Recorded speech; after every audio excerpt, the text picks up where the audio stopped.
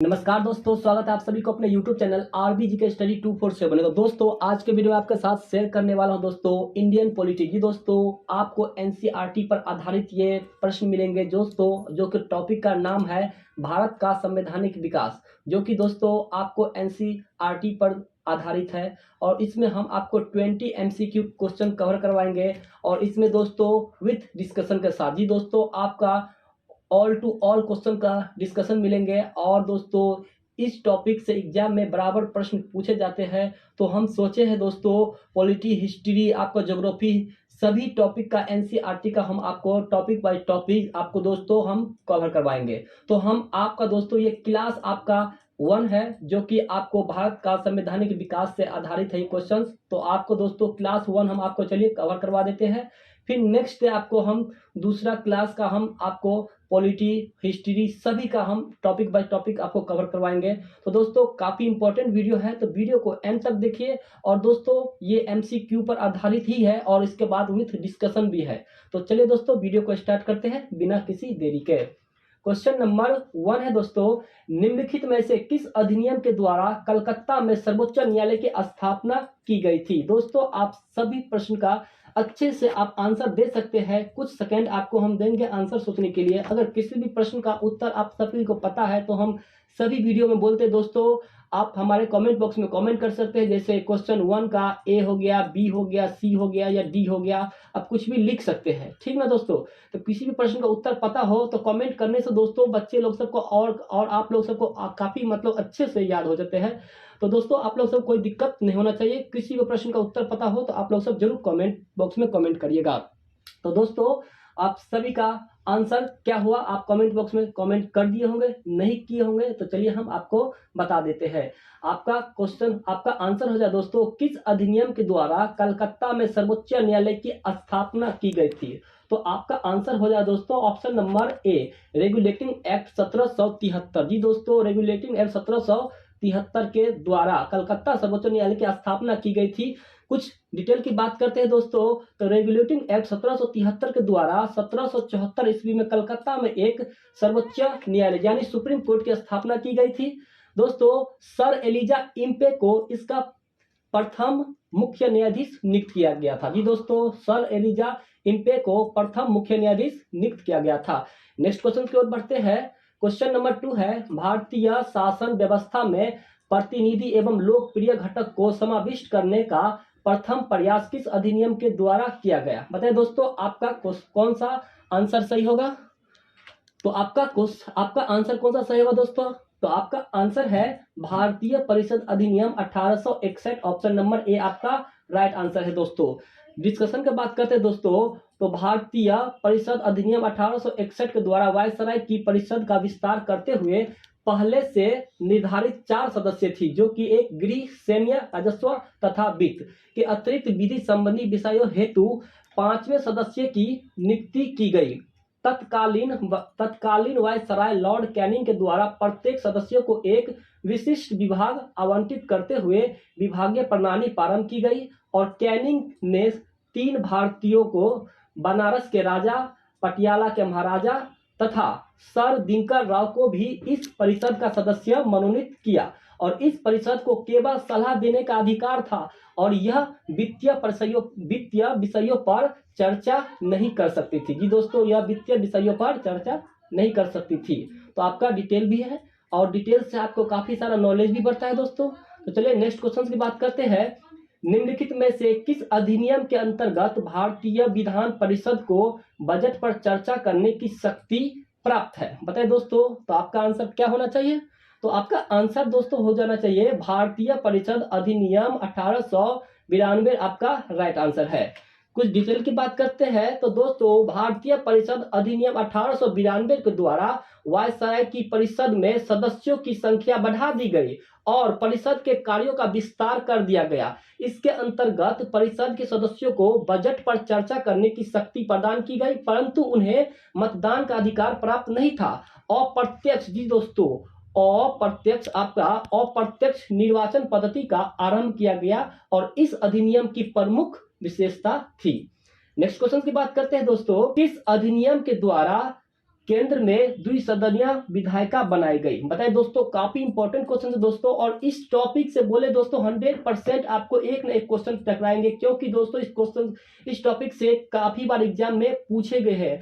जो कि आपको बिहार पुलिस हो गया दोस्तों, काफी सारा एग्जाम है अभी तो Bihar police, UP police, Rajasthan police, ये सभी क्वेश्चन बिहार एसएससी में भी पूछा गया, ये प्रश्न एसएससी में भी पूछा गया। तो काफी इंपॉर्टेंट क्वेश्चन है दोस्तों, और ये टॉपिक आप पूरा डिटेल के साथ एंड तक देखिए, ताकि आपको इस टॉपिक से एग्जाम पूछे तो एक भी प्रश्न आपको छूटना नहीं चाहिए।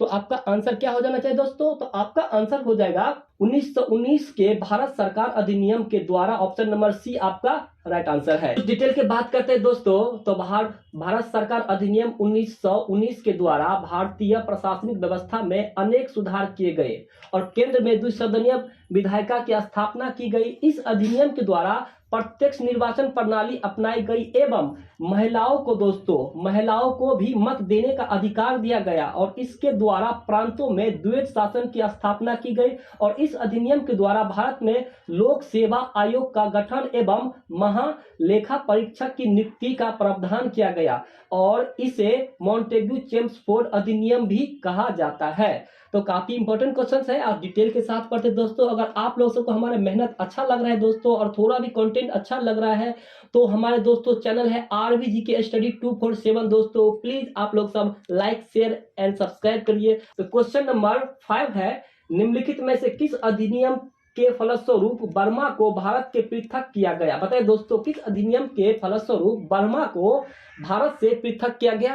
तो दोस्तों आपका आंसर हो जाएगा government of India act 1935। Government of India 1935 के द्वारा दोस्तों बर्मा को भारत से पृथक किया गया। आपका ऑप्शन नंबर सी आपका बिल्कुल राइट आंसर हो जाएगा। चलिए दोस्तों कुछ डिटेल की बात करते हैं। भारत शासन अधिनियम 1935, गवर्नमेंट ऑफ इंडिया एक्ट 1935 के प्रावधानों के द्वारा 1937 में बर्मा को भारत से अलग कर दिया गया। जी दोस्तों, 1937 में बर्मा को भारत से अलग कर दिया गया और उड़ीसा एवं सिंध नाम के 2 नए प्रांत बनाए गए। इस अधिनियम के अंतर्गत 1 अक्टूबर 1937 को दिल्ली में संघीय न्यायालय फेडरल कोर्ट की स्थापना की गई।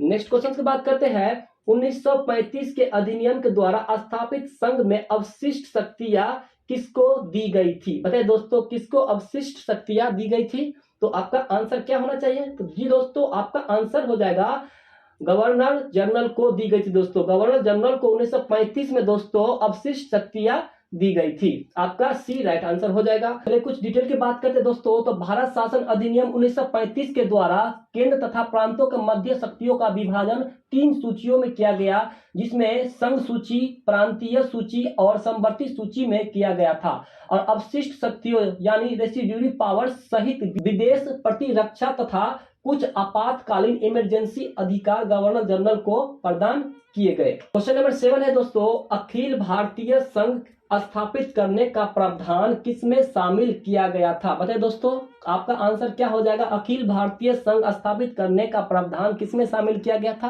तो आपका आंसर क्या हो जाएगा दोस्तों? भारत सरकार अधिनियम 1935 के द्वारा अखिल भारतीय स्थापित करने का प्रावधान शामिल किया गया था, भारत सरकार अधिनियम 1935 के द्वारा। नेक्स्ट क्वेश्चन है दोस्तों, भारतीय संविधान में निहित मौलिक अधिकारों की अवधारणा किस देश के संविधान से ग्रहण की गई? बताइए दोस्तों, मौलिक अधिकारों की अवधारणा किस देश के संविधान से ग्रहण की गई? काफी इंपॉर्टेंट क्वेश्चन दोस्तों, और किस देश के संविधान से लिए गए हैं काफी बार एग्जाम में पूछे जाते हैं दोस्तों। आप सभी को पता है टॉपिक से दोस्तों काफी बार एग्जाम में पूछे जाते हैं। तो आपका आंसर क्या हो जाएगा दोस्तों? तो आपका आंसर हो जाएगा संयुक्त राज्य अमेरिका यानी यूएसए, अमेरिका से लिया गया है दोस्तों मौलिक अधिकार की अवधारणा। यहीं पर डिटेल की बात करते हैं। तो भारतीय संविधान में मौलिक अधिकार फंडामेंटल राइट्स का विचार अमेरिकी संविधान से लिया गया, और भारतीय संविधान के भाग 3 में निहित मूल अधिकार अमेरिका के अधिकार पत्र बिल ऑफ राइट्स के समान है। आपका नेक्स्ट क्वेश्चन बढ़ जाएंगे दोस्तों। तो भीमराव अंबेडकर का संविधान सभा में निर्वाचन हुआ किससे? तो आपका आंसर हो जाए दोस्तों, भीमराव अंबेडकर द्वारा संविधान में कहां से निर्वाचन हुआ? तो आपका आंसर हो जाएगा दोस्तों बम्बई प्रेसिडेंसी। जी दोस्तों, भीमराव अंबेडकर जो है तो आपका बम्बई प्रेसिडेंसी से निर्वाचन हुआ था। आपका राइट आंसर बी हो जाएगा। यहीं पर डिटेल की बात करते हैं। तो संविधान सभा के प्रारंभिक चुनाव 1946 में डॉक्टर भीमराव अंबेडकर का निर्वाचन अविभाजित भारत के बंगाल प्रांत के पूर्वी भाग से हुआ था और देश के विभाजन के पश्चात यह क्षेत्र पाकिस्तान में चले जाने के कारण डॉक्टर भीमराव अंबेडकर बम्बई प्रेसिडेंसी, जी दोस्तों, बम्बई प्रेसिडेंसी के पूना संसदीय क्षेत्र से उपचुनाव में निर्वाचन हुए थे। नेक्स्ट क्वेश्चन है, डॉक्टर भीमराव अंबेडकर का जन्म और मृत्यु कब हुआ था? बताइए दोस्तों, ये जन्म पूछ रहे हैं और ये मृत्यु पूछ रहे हैं। जन्म कब हुआ था और मृत्यु कब हुआ था? तो बताइए दोस्तों, कमेंट बॉक्स में 10 का आप कमेंट कर सकते हैं क्या आंसर होना चाहिए।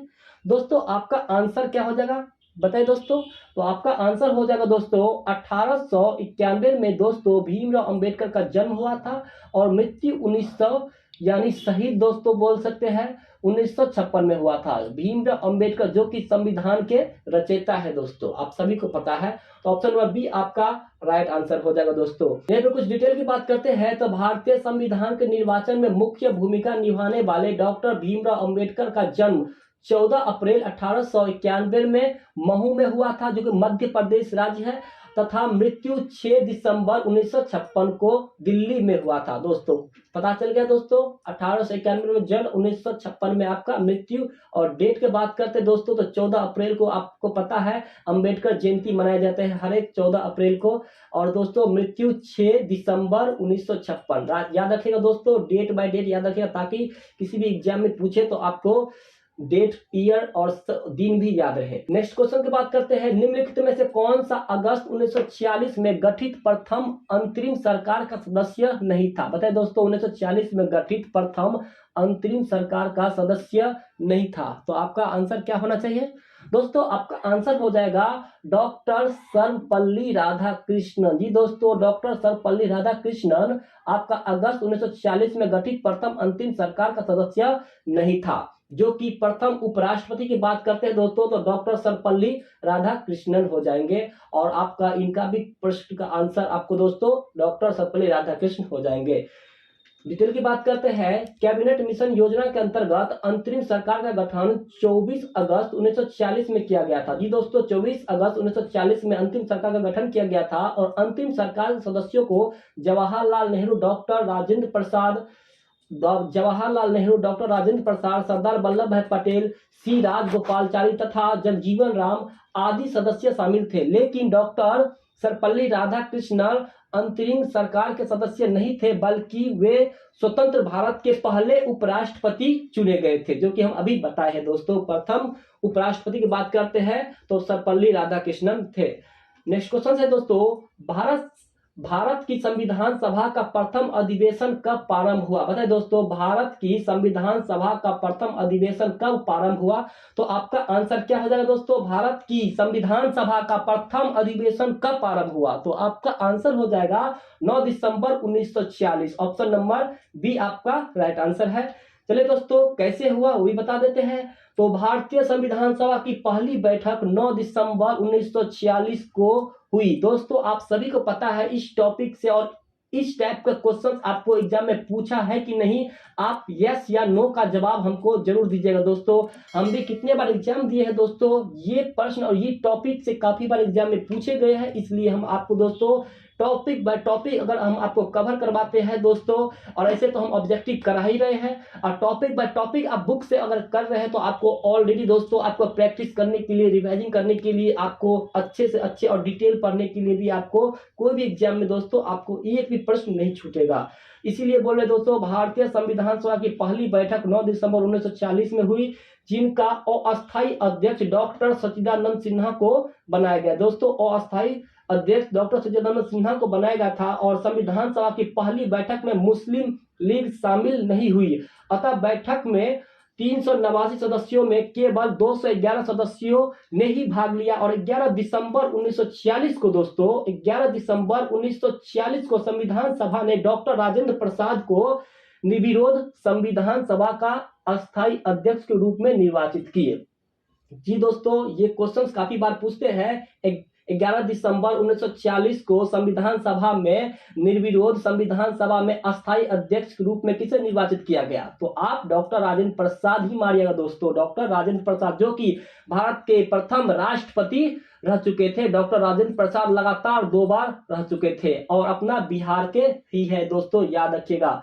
नेक्स्ट क्वेश्चन की बात करते हैं तो संविधान सभा के समक्ष संविधान की प्रस्तावना किसने प्रस्तुत की? बताइए दोस्तों, आपका आंसर क्या होना चाहिए? संविधान सभा के समक्ष संविधान की प्रस्तावना किसने प्रस्तुत की? तो आपका आंसर हो जाएगा जवाहरलाल नेहरू। जी दोस्तों, पंडित जवाहरलाल नेहरू, जो कि पंडित जवाहरलाल नेहरू प्रथम दोस्तों क्या है? तो प्रथम आपका प्रधानमंत्री यानी पीएम है दोस्तों, प्रथम प्रधानमंत्री है जो सबसे ज्यादा बार अपने या प्रधानमंत्री के पद पर रहे थे दोस्तों। अभी तक रिकॉर्ड नरेंद्र मोदी भी नहीं तोड़े हैं। अगर इस बार नरेंद्र मोदी 2024 वाला इलेक्शन में दोस्तों अगर वो जीत जाएंगे तो आपको जवाहरलाल नेहरू का रिकॉर्ड तोड़ सकते हैं। चलिए दोस्तों डिटेल की बात करते हैं तो संविधान सभा की तीसरी बैठक 13 दिसंबर 1940 को हुई। जी दोस्तों, संविधान सभा की तीसरी बैठक 13 दिसंबर 1940 को हुई। इस दिन जवाहरलाल नेहरू द्वारा संविधान सभा के समक्ष संविधान की प्रस्तावना या उद्देश्य का प्रस्ताव प्रस्तुत किया गया और इस उद्देश्य का प्रस्ताव ऑब्जेक्टिव रिसोल्यूशन के प्रारूप में भारत के भावी प्रभुत्ता संपन्न लोकतांत्रिक गणराज्य की रूपरेखा प्रस्तुत की गई थी और इस प्रस्ताव में एक संघीय राज्य व्यवस्था की परिकल्पना की गई थी जिससे सभी लोगों के लिए सामाजिक, आर्थिक एवं राजनीतिक न्याय आदि सुनिश्चित हो सके और इस प्रस्तावना को संविधान सभा द्वारा 22 जनवरी 1947 को स्वीकार किया गया। तो आपका काफी अच्छा क्वेश्चन है, काफी डिटेल के साथ पढ़ा रहे हैं दोस्तों। तो चलिए नेक्स्ट क्वेश्चन की बात करते हैं। भारतीय संविधान के निर्माण हेतु भारतीय संविधान सभा के कुल कितने अधिवेशन आयोजित किए गए? बताइए दोस्तों, भारतीय संविधान के निर्माण हेतु भारतीय संविधान सभा के कुल कितने अधिवेशन आयोजित किए गए? तो आपका क्या हो जाएगा आंसर दोस्तों, बताइए। तो दोस्तों कुल 11 बार दोस्तों, कुल 11 बार जो कि अधिवेशन आयोजित किए गए। ऑप्शन नंबर आपका सी राइट है, 11। यहीं पर डिटेल बात करते हैं तो भारतीय संविधान के निर्माण में संविधान सभा को 2 साल 11 महीना और 18 दिन का समय लगा और इस दौरान इसके कुल 11 अधिवेशन और कुल 165 दिन आयोजित किए गए थे। संविधान का निर्माण पर कुल 64 लाख रुपए खर्च हुए थे। तो दोस्तों आप बताइए और अच्छे से बताइए दोस्तों, इस टॉपिक से क्वेश्चन पूछे जाते हैं कि नहीं पूछे जाते हैं? बताइए। इस एक डिटेल में दोस्तों आपको 3 से 4 क्वेश्चन आपको टकरा जाएगा, 3 से 4। बताइए कैसे? दोस्तों संविधान बनने में कितना समय लगा? 2 साल 11 महीना 18 दिन। ऐसे ही क्वेश्चन आपको टकरा गया दोस्तों। इस दौरान कितने अधिवेशन थे? 11 अधिवेशन थे दोस्तों। आप संविधान का निर्माण पर कुल कितने लाख रुपए खर्च हुए? तो 64 लाख रुपए खर्च हुए। तो दोस्तों अगर आप लोग सबको हमारा वीडियो पसंद आ रहा है तो आरबी के स्टडी हमारा चैनल है दोस्तों, ज्यादा से ज्यादा सपोर्ट कीजिए, प्यार कीजिए ताकि दोस्तों हम अच्छे से अच्छे पढ़ा सके, अच्छे से कंटेंट ला सके, अच्छे से मेहनत कर सके। दोस्तों आप लोग सबका दोस्तों एक लाइक हमको दोस्तों काफी मोटिवेट करता है। आप लोग सबका कमेंट देख के हम दोस्तों इस टाइप के क्वेश्चन लाते हैं। तो आप लोग सबके लिए हम दोस्तों इतना करते हैं। तो प्लीज दोस्तों आप लोग सब ज्यादा से ज्यादा वीडियो को देखिए, लाइक करिए, शेयर करिए और ज्यादा से ज्यादा दोस्त लोग सबको भी आपको दोस्तों अच्छे से अच्छे शेयर करिए ताकि दोस्त लोग सबको भी हेल्प हो सके। चलिए दोस्तों नेक्स्ट क्वेश्चन की बात करते हैं। संविधान सभा में सदस्यों का निर्वाचन कैसे हुआ था? बताइए दोस्तों, संविधान सभा में सदस्यों का निर्वाचन कैसे हुआ था दोस्तों? तो क्या हो जाएगा बताइए दोस्तों, आपका आंसर क्या होगा? बताइए दोस्तों, ए, बी, सी या डी? आपका आंसर क्या होना चाहिए? संविधान सभा में सदस्यों का निर्वाचन कैसे हुआ था? तो आपका आंसर हो जाएगा प्रांतीय विधानसभा के सदस्यों के द्वारा। चलिए दोस्तों कुछ डिटेल की बात कर लेते हैं दोस्तों। तो आपका संविधान सभा के सदस्यों का निर्वाचन प्रांतीय विधानसभा सदस्यों द्वारा अप्रत्यक्ष निर्वाचन पद्धति के आधार पर हुआ था और सामान्यतः 10 लाख जनसंख्या पर एक प्रतिनिधि संविधान सभा के लिए चुना गया था। दोस्तों स्थानों का आवंटन प्रत्येक प्रांत के उनकी जनसंख्या के आधार पर ही किया गया था। दोस्तों नेक्स्ट क्वेश्चन की बात करते हैं। संविधान सभा के कानूनी सलाहकार कौन थे? काफी इंपॉर्टेंट क्वेश्चन है। संविधान सभा के कानूनी सलाहकार कौन थे दोस्तों? तो आपका क्या हो जाएगा दोस्तों? तो संविधान सभा के कानूनी सलाहकार थे BN राव। जी दोस्तों बेनेगल नरसिंह राव आपका राइट आंसर हो जाएगा दोस्तों। यहीं पर डिटेल की बात करते हैं।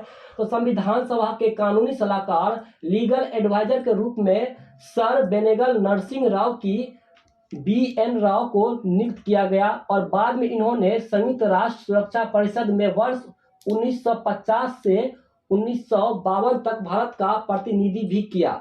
नेक्स्ट क्वेश्चन है भारतीय संविधान को 26 नवंबर 1949 को किसके द्वारा अधिनियमित किया गया था? बताए दोस्तों, 26 नवंबर 1949 को किसके द्वारा अधिनियमित किया गया था? तो आपका आंसर हो जाएगा संविधान सभा द्वारा। जी दोस्तों, ऑप्शन नंबर ए आपका राइट आंसर हो जाएगा, संविधान सभा के द्वारा। यहीं पर डिटेल की बात करते हैं तो भारतीय संविधान का प्रारूप 26 नवंबर 1949 को तैयार हुए, जिसे संविधान सभा के सदस्यों को द्वारा 26 नवंबर 1949 को अंगीकृत, अधिनियमित और आत्मसमर्पित किया गया। संविधान सभा के प्रारूप संविधान सभा के कुल 299 सदस्यों में से उपस्थित 284 सदस्यों द्वारा हस्ताक्षर किए गए। जी दोस्तों, 299 सदस्यों में से उपस्थित 284 सदस्यों द्वारा हस्ताक्षरित किए गए थे तथा विधानसभा के कुछ प्रावधान इसी दिन लागू किए गए थे, जैसे राष्ट्रपति का निर्वाचन, नागरिकता और निर्वाचन संबंधी प्रावधान। जी दोस्तों, काफी इंपॉर्टेंट टॉपिक है दोस्तों ये, और एग्जाम में काफी बार पूछे जाते हैं, तो वीडियो को एंड तक देखिएगा दोस्तों। नेक्स्ट क्वेश्चन की बात करते हैं दोस्तों, तो किस वर्ष में जन गण मन को भारत के राष्ट्रगान के रूप में अपनाया गया? काफी इंपॉर्टेंट क्वेश्चन है दोस्तों। बोल रहे हैं किस वर्ष को जनगण मन को भारत के राष्ट्रगान के रूप में अपनाया गया? तो बताइए दोस्तों, आपका आंसर क्या होना चाहिए? दोस्तों, आप सभी का आंसर क्या होना चाहिए कमेंट बॉक्स में कमेंट करिए दोस्तों। जनगण मन को भारत के राष्ट्रगान के रूप में कब अपनाया गया? तो आपका आंसर हो जाएगा वर्ष 1950 में। जी दोस्तों, 24 जनवरी दोस्तों 1950 में आपको भारत के राष्ट्रगान के रूप में अपनाया गया, जो कि राष्ट्रगान जनगण मनगण के गाने का रचयिता कौन है दोस्तों? तो आप सभी को पता है, रविंद्रनाथ टैगोर। तो यहीं पर डिटेल की बात करते हैं, जनगण मन की रचनाकार कौन है दोस्तों? तो रविंद्रनाथ टैगोर के द्वारा 1911 में की गई थी, और इस संविधान सभा के द्वारा राष्ट्रगान के रूप में 24 जनवरी 1950 को अपनाया गया। जी दोस्तों, 24 जनवरी 1950 को अपनाया गया। राष्ट्रगान यानी नेशनल एंथम के गायन का समय कितना है? तो 52 सेकंड है दोस्तों। आप याद रखिएगा, जनगण मन जब आप गाते हैं तो उसका समय गाने का कितना होता है? तो 52 सेकंड होता है। इस टाइप के भी क्वेश्चन पूछते हैं दोस्तों। आपको जनगण मन किसने, रचयिता कौन है, किसने गाया है? तो आप रविंद्रनाथ टैगोर मारिएगा दोस्तों। और आपको कब अपनाया गया? तो 24 जनवरी 1950 को अपनाया गया। जनगण मनगण को पहली बार वर्ष 1911 में भारतीय राष्ट्रीय कांग्रेस कलकत्ता अधिवेशन में गाया गया। वो भी क्वेश्चन पूछता है दोस्तों। 1911 में भारतीय राष्ट्रीय कांग्रेस के कलकत्ता अधिवेशन में गाया गया था, जिसकी अध्यक्षता विशन नारायण ने की थी। दोस्तों, काफी इंपॉर्टेंट है दोस्तों, आपको बार बार कर रहा है। यह एनसीईआरटी पर आधारित क्वेश्चन दोस्तों। आप सभी को पता है एनसीईआरटी कितना इंपॉर्टेंट बुक है, और काफी एग्जाम में पूछे जाते हैं दोस्तों। तो आप वीडियो दोस्तों काफी अच्छे से देखिए। अगर आपको कोई भी दिक्कत हो तो आप दोबारा रिपीट करके देख सकते हैं, नोट बना सकते हैं। चलिए दोस्तों, नेक्स्ट क्वेश्चन की बात करते हैं। निम्नलिखित में से संघ संविधान समिति का अध्यक्ष कौन था? बताइए दोस्तों, संघ संविधान समिति का अध्यक्ष कौन था? तो आपका आंसर क्या हो जाना चाहिए दोस्तों? तो संघ संविधान समिति का अध्यक्ष Jawaharlal Nehru, option number C right answer हो जाएगा। यहीं पर डिटेल की बात करते हैं तो संघ संविधान समिति के अध्यक्ष जवाहरलाल नेहरू एवं मूल अधिकार उप समिति के अध्यक्ष जेबी कृपलानी थे। डॉक्टर भीमराव अंबेडकर प्रारूप समिति के अध्यक्ष थे, तथा अलादी कृष्णा स्वामी अय्यर प्रारूप समिति के सदस्य भी थे। आपका डिटेल है दोस्तों। नेक्स्ट क्वेश्चन है दोस्तों, ये हमारा लास्ट क्वेश्चन है दोस्तों।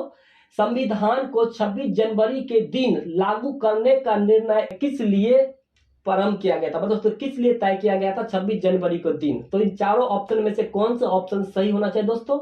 तो आपका आंसर हो जाएगा, कांग्रेस ने इस तिथि को 1930 में स्वतंत्रता दिवस के रूप में अपनाया था। जी दोस्तों, कांग्रेस जो थे 1930 में स्वतंत्रता दिवस के रूप में अपनाए थे। चलिए दोस्तों, कुछ डिटेल की बात कर लेते हैं। जवाहरलाल नेहरू दिसंबर 1929 में लाहौर शहर में अपने वार्षिक सत्र में भारतीय राष्ट्रीय कांग्रेस के अध्यक्ष के रूप में दोस्तों चुने गए थे, और 19 दिसंबर 1929 को भारतीय राष्ट्रीय कांग्रेस ने अपने लाहौर अधिवेशन में ऐतिहासिक पूर्ण स्वराज यानी पूर्ण स्वतंत्रता प्रस्ताव पारित किया। दोस्तों, ये आपको 20 क्वेश्चंस कैसा लगा आप हमारे कमेंट बॉक्स में कमेंट कर सकते हो दोस्तों। अगर आप लोगों को हमारा वीडियो पसंद आया दोस्तों, तो हमारे वीडियो को लाइक शेयर एंड सब्सक्राइब कीजिए दोस्तों। अगर आप हमारे टेलीग्राम से नहीं जुड़े हैं तो आप हमारे डिस्क्रिप्शन बॉक्स में जाके टेलीग्राम से जुड़ सकते हैं। यहाँ पर दोस्तों आपको वीडियो, आपको काफी सारा इंपॉर्टेंट आपका पीडीएफ जितना भी होता है दोस्तों आपको प्रोवाइड कर दिया जाता है। यहाँ से आप पीडीएफ भी पढ़ सकते हैं दोस्तों। आप लोगों को हमारा वीडियो पसंद आए तो RBGK Study 247 को लाइक शेयर एंड सब्सक्राइब कीजिए, और दोस्तों बेल आइकन नोटिफिकेशन ऑल कर दे ताकि जितने भी वीडियो हम अपलोड करूं आपको सबसे पहले नोटिफिकेशन मिले। तो चलिए दोस्तों फिर मिलते हैं नेक्स्ट वीडियो में, तब तक के लिए जय हिंद जय भारत।